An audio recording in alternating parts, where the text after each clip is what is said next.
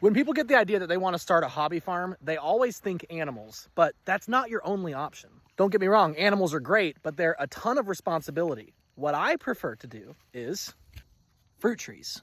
Now you might be saying, Matt, how the heck can I afford a farm and acreage on fruit trees? Well, let me talk to you about the financials of a fruit tree and why I prefer them and actually think they're pretty magical. This right here is a 1-year-old pear tree.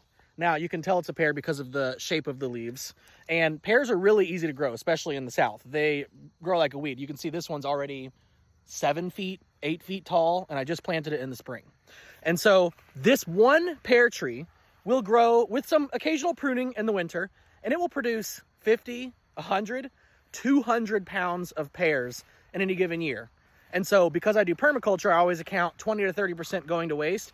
I'm gonna get triple digits of pounds of pears. And when you buy pears in the grocery store, they're like $2 to $4 per pound. Now, how much space do you need for the trees? Well, I plant my fruit trees about 10 feet apart lineally, and then I make the rows 15 feet apart.